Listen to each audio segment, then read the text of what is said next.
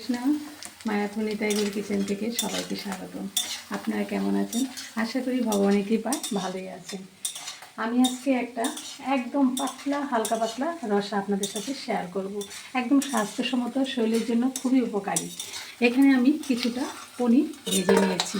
পনিরটা আমি একটু ময়দা একটু হালকা করে একটু ময়দা গুলে এর মধ্যে চুবিয়ে ভেজে নিয়েছি পনিরটাকে একটু।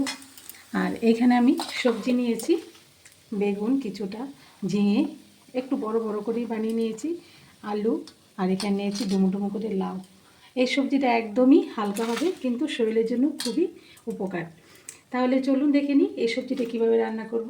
প্রথমে পনিরটা ভেজে নিলাম, আর এখানে পুরনো একটা শুকনো লঙ্কা দিয়ে দিচ্ছি, আর দুটো তেজপাতা দিয়ে দিলাম। প্রথমে আমি লঙ্কাটা তেজপাতাটা ভালো করে ভেজে নিচ্ছি।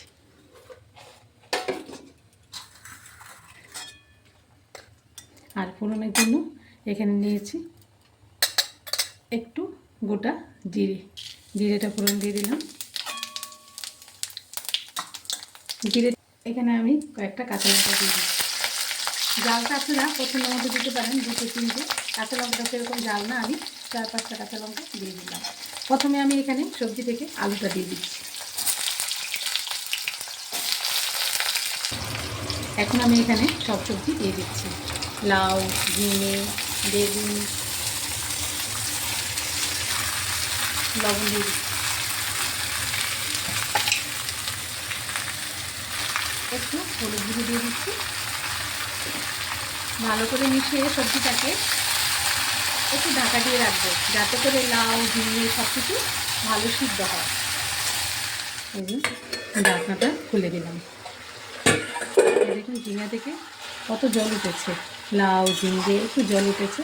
এখন আমি আর ডাকবো না, এটা এবার জলটা শুকিয়ে নেব, একটু ভাজা ভাজা করে নেব। দেখুন আলুটা প্রায় সিদ্ধ হয়ে গেছে। এখন আমি এখানে দিয়ে দিচ্ছি একটু জিরে বাটা। জিরে বাটাটা দিয়ে ভালোভাবে একটু কষিয়ে নিলেই এই জলেই না আলুটা আর ঝিঙেটা যতটুকু আছে সিদ্ধ হওয়ার বাকি ওটা হয়ে যাবে। একটু ভালোভাবে একটু কষিয়ে নিচ্ছি, ভাজা ভাজা করে নিচ্ছি। আর এখানে আমি একটা টমেটো বানিয়ে রেখেছি, দিয়ে দিচ্ছি। এবার টমেটোটা একটু এটার সাথে ভাজা ভাজা করে নিচ্ছি। দেখুন এই যে ভাজা ভাজা হয়ে গেছে, জলটা শুকিয়ে গেছে। এখন এখানে আমি জুসটা দিয়ে দিচ্ছি।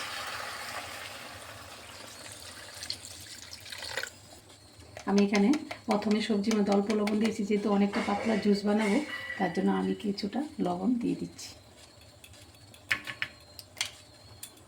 অল্প একটু চিনিও দিয়ে দিচ্ছি, কারণ লাউ ঝিঙ্গে সবই একটু জলের জিনিস, এর জন্য একটু সামান্য একটু চিনি দিলে টেস্ট হবে। ভালোভাবে একটু ফুটতে দেবো, এটা ভালোভাবে একটু ফুটিয়ে নেব 2-3 মিনিট।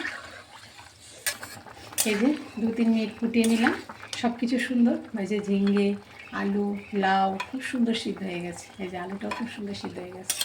এখন আমি এখানে ভেজে রাখা পনিরটা দিয়ে দিচ্ছি।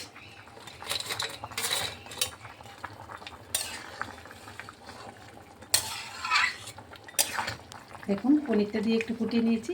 এখন নামানোর আগে আমি এখানে ধনেপাতা একটু কুচিয়ে রেখেছি, ধনেপাতাটা দিয়ে দিচ্ছি।